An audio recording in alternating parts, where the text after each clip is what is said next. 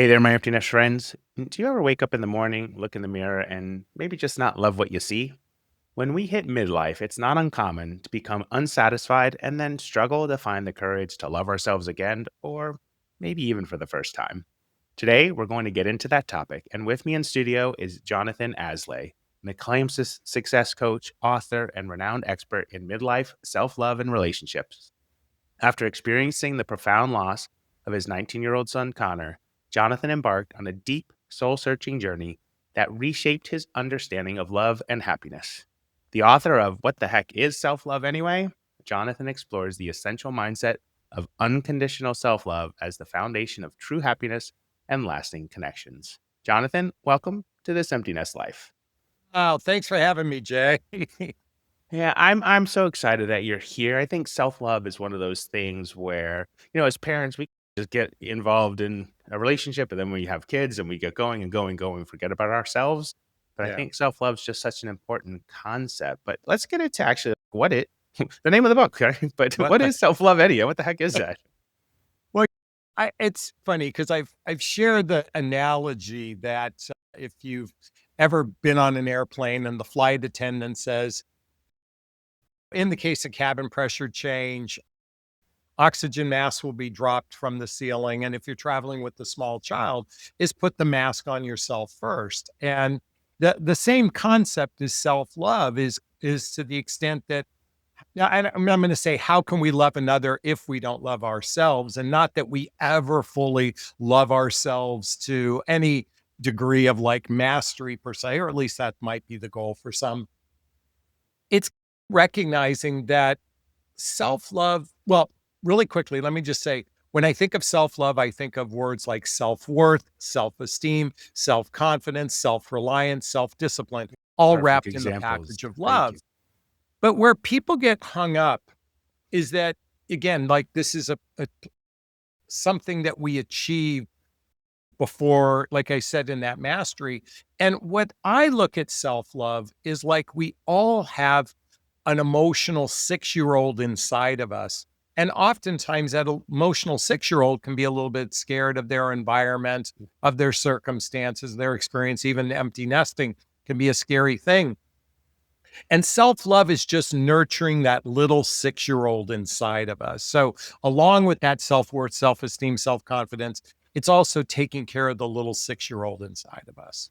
Okay. So, and I would imagine parents are thinking, well, I had kids. I know what a 6-year-old is. I can do that for myself, but we really don't know how. There's Yeah. tools that we need to figure it out. So Yeah. how do you go about helping people like share the tools, figure out how to love themselves again? Oh my gosh. We could peel this onion for days, weeks, months, if not years. So, from a simplistic standpoint, when I wrote the book, it was some principles that I thought of that related to me at that point in time in my life. Chapter 1 is, for example, is speak your truth, do it with kindness.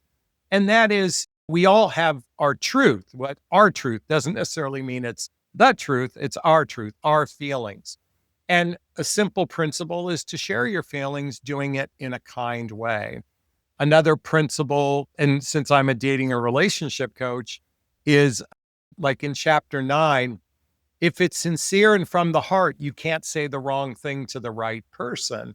And a lot of people are in fear of both speaking their truth, but more importantly, that their truth will be scare someone away. And when you're with the right person, it doesn't scare them away. So the encouragement is to speak from your heart. And those are just a couple principles in the book as a brief example. Right? You can't say the wrong thing to the right person. I love that phrase. That's so Yeah. powerful for people to hear. I'm sure I've got people who are listening to this episode who are think, "Oh, he's a dating and relationship coach." But you do it for women to figure out about men. It's Yeah. more, yeah, it's not here's what men want. It's oh, well, women, here's what it looks like if you're looking for a man. Here are things that are like red flags.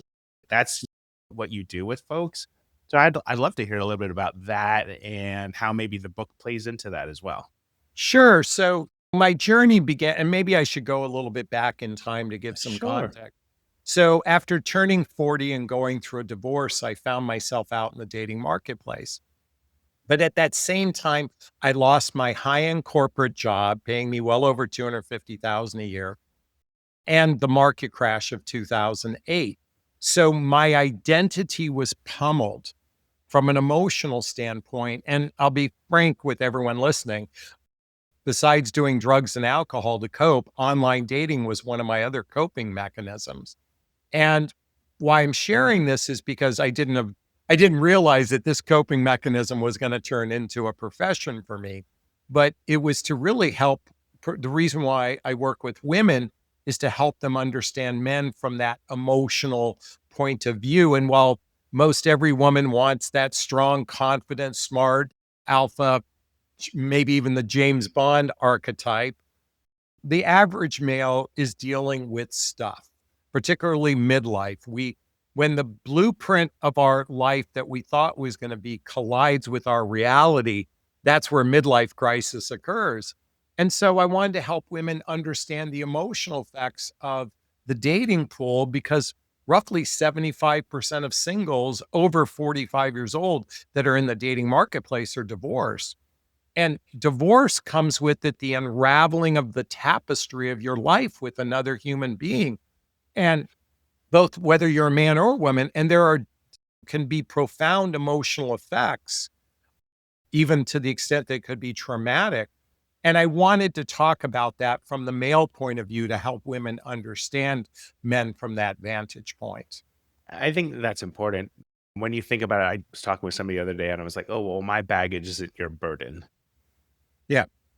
And so in the dating pool, when you hit over 40 and most of the people are divorced, it's two people bringing two sets of luggage with them. But Yeah. it shouldn't be the burden on the other end. It's more like, okay, how do we understand each other and say we do bring this to the table? And I think self-love has to play into that. Well, it's interesting. My baggage isn't my burden, but at the same time, my history is part of my life. There's Mhm. the history part of it.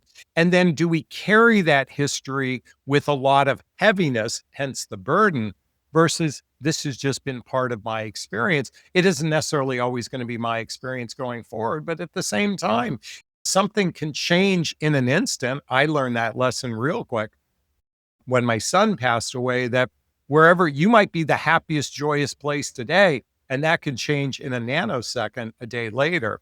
So, but certainly we all have history. And how self-love plays in that is to recognize one of the principles within self-love is that everything that's happened before us has happened for us, not to us. So we can look at some negative components in our life and we can have it weigh us down, or we can look at it from the vantage point that that's all part of the experience. That's one element of self-love. Okay. So taking off on that, like one element of self-love is you talked about it before. One of the components is self-worth Yeah. and the importance of self-worth. And that has a lot to do in your work in terms of attracting healthy relationships. And I would imagine that's just relationships in general, not just Yeah. a romantic relationship. So, what are some of the common barriers for people facing being able to cultivate self-love, and how can they start overcoming them so they can develop Yeah. self-worth? I think it starts with self-awareness, and that's just my perception. That I'm not stating this as an absolute fact. This is just my lens that I'm looking for. So what is self-awareness? And I think the way I look at it, it's the capacity to recognize your fears, your insecurities, your negative patterns, your limiting beliefs, your judgment for others, how your actions affect other people. And then from the vantage point that imagine you're the actor on a stage experiencing all of this. Well, self awareness is the audience member, which is you sitting watching all of this to be able to witness this. And if you have a command of those areas of your life that maybe give you some angst from an objective point of view, I believe that's the starting point because it's easy to focus on all the good feelings. It's easy to focus on the joyous feelings. But really, the challenge well, let me reframe this. I've observed, and this is anecdotal on my part, the number one emotional health wound most every human being experiences is I'm not good enough, I'm not lovable, and I'm not likable. And by the way, dating and relationships can trigger this like nobody's business. So Oh, I had no with doubt, all no those things. doubt.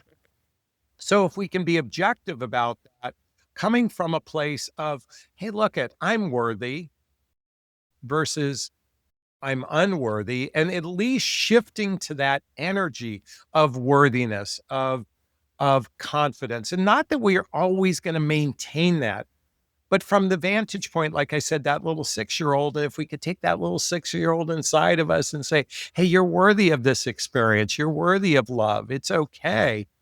That's the tipping point to being in more, I would say, I don't want to say in control of your emotions and feelings, but certainly to be able to navigate them with a little bit more ease. Okay. So for the people who are listening who aren't divorced and aren't searching for love, maybe they are in a Yeah. relationship now, but the kids are at the point they've launched and they are Yeah. looking at each other going, okay, now what? How can we use these tools to kind of reconnect and rekindle love as well? Oh, shoot. This is a great question because it's interesting. In a long enough timeline, you can go through a lot of different experiences with a spouse. Certainly, as I said before, in that blueprint many of us were raised with was go to college, get a job, meet someone, get married, buy a house, start a family. That was the blueprint of happiness. Didn't teach us how to be in a good relationship.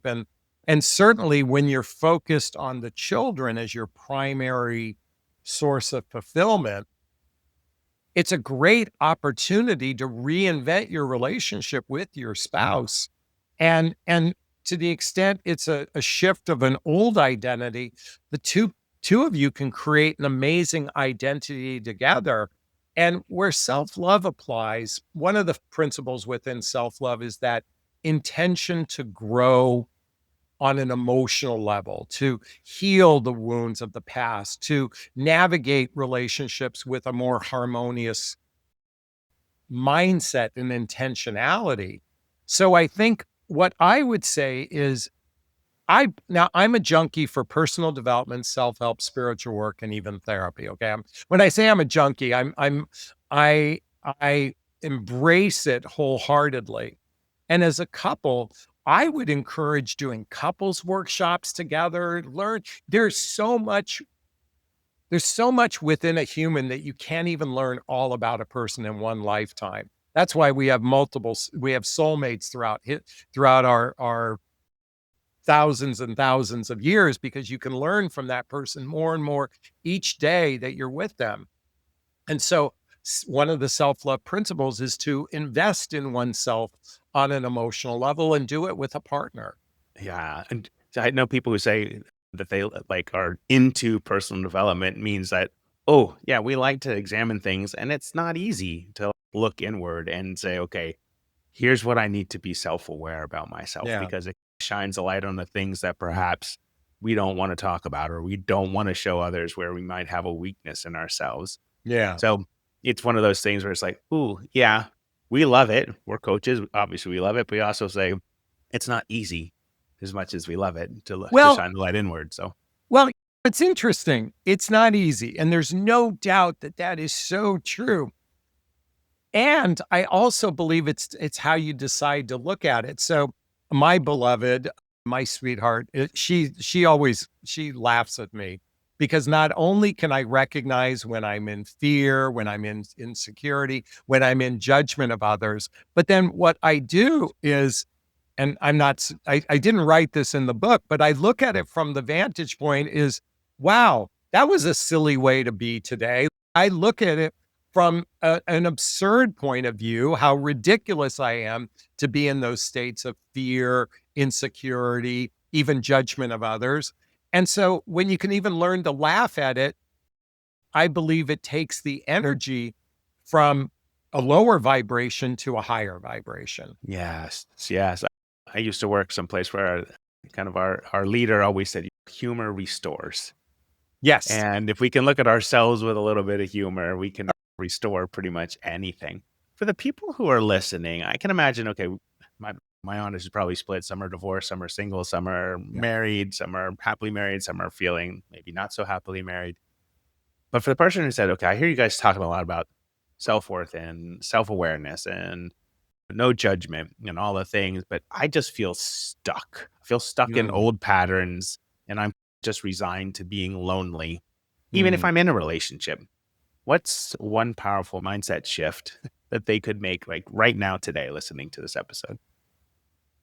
I like this question, and the first thing that came to my mind is it's I was trying to think of the acronym, but is what does Jonathan want, or what does Jay want? What does Yeah. Sally want? What does Ask yourself, what do you really want? What do you really want in your life? And really noodle on that. Really, it's if it's romantic love, then it's romantic love. If it's peace and harmony, then it's peace and harmony. If it's more money in your bank account, then it's more money. But really create a North Star for oneself, something where you just go, this is something I want. Now, then the job is to remove all the barriers to getting what you want. And I believe oftentimes the greatest barrier is love, both love for self and love for others. Because when you're in a state of love for self, when you're in an energetic state of love for others, and I mean it in unison between the two, it's not 100% love for others and no love for self. I'm talking about really embody a mindset of loving oneself in the concept of what you want, then ask yourself, what's getting in the way of what I want?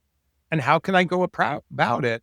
Not from a pure goal perspective, but from a North Star perspective. Okay. So it was interesting. I was reading a book recently that was talking about the just our strengths and as we age. Yeah. And one of the things that they were talking about was like he was the author was some in like a museum and looking at art, and he was in the East, and the person was trying to help him understand how a sculpture comes to find a sculpture. Yeah. And and in the West, like we say, what do we think of art? And it's oh, it's a blank canvas. Mm, Self self love is a blank canvas. We have to figure out even how to paint and do the brush strokes to get it there and actually paint the picture of what self love is. But in the East, they say in a block of wood or a block of marble or jade, it's the art is already inside it. yeah. Right? I think that's what you're trying to say with self-love is Yeah, like self-love is already inside. You have to chip away to find it. It's not something you have to create new. exactly. I believe even Michelangelo, when he was sculpting David, was like, I chipped away. It was already there in the marble or in the Exactly. stone. Yeah. I just chipped it away. If, by the way, I could be butchering that story, but it's something along those lines. That's so true, Jay. We actually all have it inside of us. I think it was Rumi that said we have to just remove the blocks to love. Yeah. Remove the blocks. So having that desire of what do I want? And you can make it simple. It doesn't have to be like, I know I said North Star, but you can make it just for tomorrow. You can make it for right now and just keep plugging away at it. I believe brings us more joy and happiness Okay. when we have Good. clarity on what we want. Yes, clarity. Okay. So with clarity, right? Some people are saying, well, what can I do? Like obviously, Jonathan's written a book on self-love. He must have self-love practices that he does each day. Is there something that you do each day? Is there one Yes. thing that you lean on regularly that somebody listening could take away from the episode and be like, "Okay, I can try." Yeah. And this I'm going to share with you from my practice. Every morning I do meditation, particularly, but even that's from the moment I actually get up to actually going into the living room to meditate. I have a practice of gratitude. I spend a good 10 minutes every morning in a state of appreciation for all the blessings in my life. I believe gratitude, appreciation, being grateful are powerful tools to shift our energy. And if we can start every morning with that, and I actually do it before bed too. So it's the imprint I put into my consciousness before I go to sleep, but certainly when I wake up. And then I do a regular meditation, 10 minutes, sometimes 15, sometimes 20, but 10-minute minimum.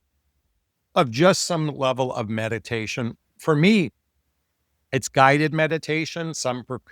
I, I, I'm not just sitting in Om with the blank slate in my head is a little bit more challenging for me. So I prefer the guided meditations. But I can say that appreciation gratitude is a powerful amplifier of joy in anyone's life. Yeah, those are so good. And for people who are listening, guided meditations, it could be Insight Timer or Calm or Yeah. Headspace are all ones that people use. I use Calm. And when I was really going through a difficult time in life during the pandemic, I did it every day for 370 Yeah. some days, every Yeah. morning, 10 minutes. And I do it now, and I don't do it every morning now. I don't meditate every morning, but a couple of times a week just to clear my head when I need it to be cleared. So I think that's Yeah. such a powerful thing. You brought up about the gratitude piece and doing it even before you go to bed, which is just a great reminder to folks like whatever you're thinking about before you go to bed, that's what your brain's going to go to work on. Yeah. So if it's negative things about yourself, your brain's going to go to work on those. Right. But if it's gratitude and self love, then you're going to wake up more in the morning, probably feeling more refreshed. Yeah. One of the things I'm curious about is you help people find love, but you also help people go who are maybe going through divorce as well. I Yeah. know that's probably a good portion of our listeners as well, because gray divorce is on the rise in the US. People get to be 50 and the gray hairs come in and they look at each other and decide they don't want to be together anymore. Yeah. What are one of the things you do in terms of helping people through that scenario? So as I said earlier in the conversation, divorce is the unraveling of the tapestry of your life with another person. It's unraveling. And certainly I believe it requires some reintegration into your own sovereignty. In other words, really examining who am I outside of this relationship, because we can oftentimes men in particular identify with their professional life. Women tend to, not always, but tend to identify in their relationships. Although it's probably now relatively 50-50, meaning both men and women are equally in that space. And gaining a sense of sovereignty, like coming back to what do I want? What do I want would be a great question now that I'm outside of this relationship. And it doesn't have to be about being in relationship, but the simple things do you want? Where do you want to live? How do you want to live? What brings you joy? Asking yourself these questions. And I think it's important to spend a bit of time by oneself. Um, and now, if you're still raising children, if you're in a co-parenting environment, that makes it a little bit, sometimes it can be easy peasy. Most of the time it's challenging because there's oftentimes a bit of animosity with someone that you might have gone through a divorce with. But certainly learning to integrate into your sovereignty, into yourself, particularly before you go back out into the dating environment, the relationship environment. Um, and sadly, a lot of people immediately go back into the dating environment from a codependent place. And then they find themselves in another relationship, in another marriage that doesn't work out. So I would first start by building a sense of your own self and sovereignty after a divorce. Okay. So right now in your life, if you're asking yourself that question, what do I want? What does that look like? It's interesting because my relationship is relatively new. And up until that relationship, I wanted a life partner. And now I have a genuine life partner in my life. And so it's interesting because I'm asking this question with someone else in mind. In other words, what do I want in the container of our relationship? Now, I've always wanted to make a difference in people's life. That's always been my North Star from a professional standpoint. But now I'm asking it with another person in mind because I really want to be in an environment where we co create something together.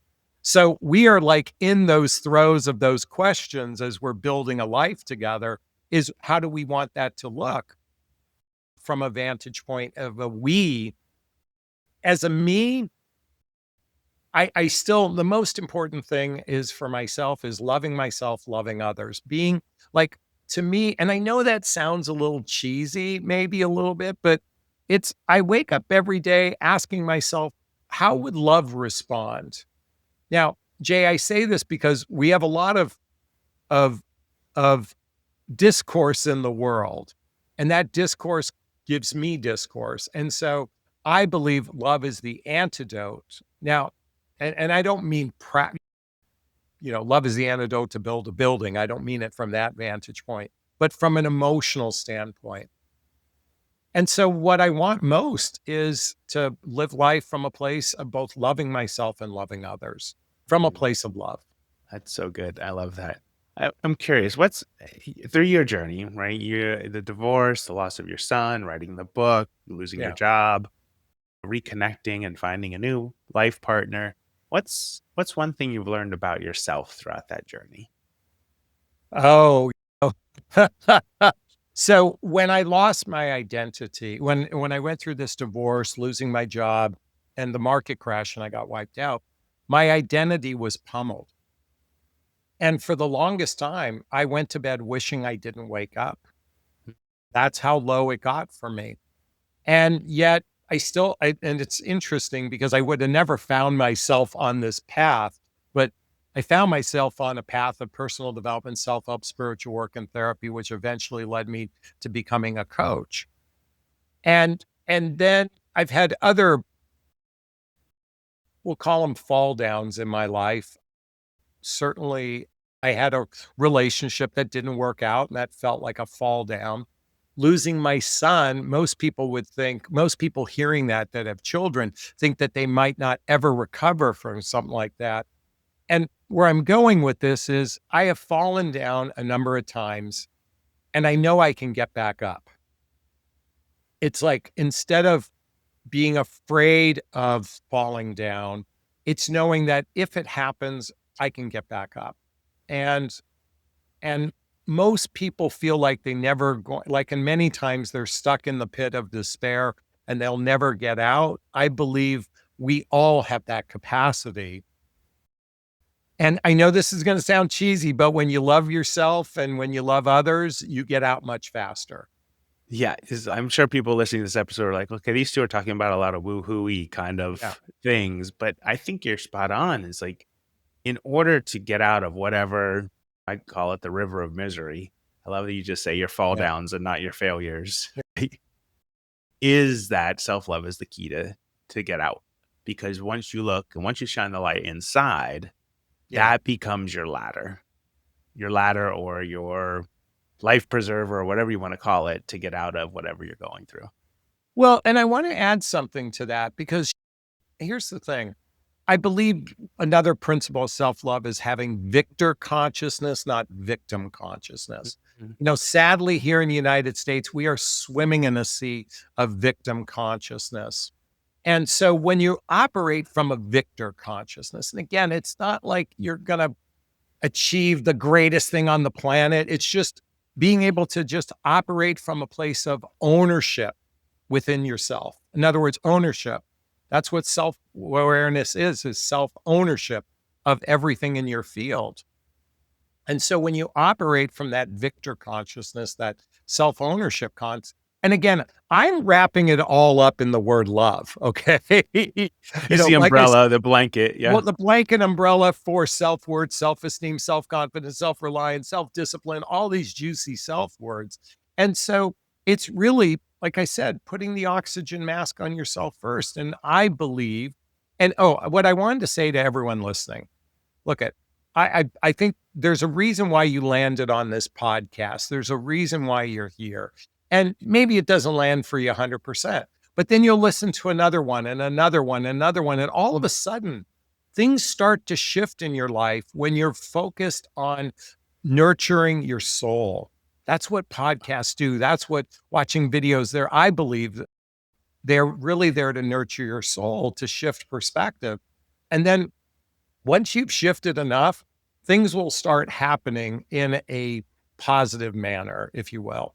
I love the whole concept of nurturing your soul, like, that speaks Yeah. to me 100%. Yeah. And as you think about that piece, what are things that you do right now in your life that nurture your soul? Oh, well, it starts with that practice of gratitude and meditation. You know, to the extent that I love being of service. And when I mean that, I love making a difference in people's lives. So being in a space of contribution. I'm also rather selfish too. I love my connection with my beloved. I love our physical connection with one another. I am very, from that vantage point, I can be a little bit selfish. I don't think she'd ever say that about me, but I'm saying that those are things that I like to do is connect both on I hope you get my drift when I'm saying physical connection. I love connecting with my friends. I love connecting with my son and my family members. All of those things bring me joy. And even if I have to connect through this medium, and what I mean to say is I love physical connection, but if I just the other day, it turns out I was trying to plan a double date with a friend of mine and her spouse, and we were like, "The dates don't work." I go, "Well, let's do a Zoom date together. At least we can connect that way." And and finding ways to connect with people brings me the most joy. That's so good. I love that. Jonathan, thank you for being here for a little bit and sharing a little bit Yeah, about your journey. Before I let you go, yeah. what is your life motto right now? It's been a motto I've had since my crash, okay? And it's a Disney quote, and it's very simplistic. Not it's not just keep swimming, but it's along those lines of keep moving forward. Mm, And it was something I heard in a Disney movie, and I don't know why that's been a mantra for myself to just keep moving forward. And that to me means keep growing emotionally, keep growing with my family and my friends, just keep moving forward because I've fallen down and I felt like I was trapped. And what got me through it was that mantra of just keep moving forward. And what that means to me simply is even one tiny baby step in the direction of what I want and the things I want in my life feels like I'm moving closer to them than being in the idea that I'm stuck and I can't go anywhere. yeah, one little baby step forward can Yeah. make all the world a difference. Yeah. And so, Jonathan, thank you so much for being on the show today. Folks, Jonathan's book, What the Heck is Self Love Anyway, is available wherever you buy books. Go and get it. It'll help you take that next baby step, I have no doubt. And Jonathan, it's been a pleasure having you on This Emptiness Life. Jay, this has been a true pleasure. I love what you're doing, particularly for empty nesters, because I'm in that space. I get it for those of us in midlife. And I appreciate your interviewing style. So thanks so much.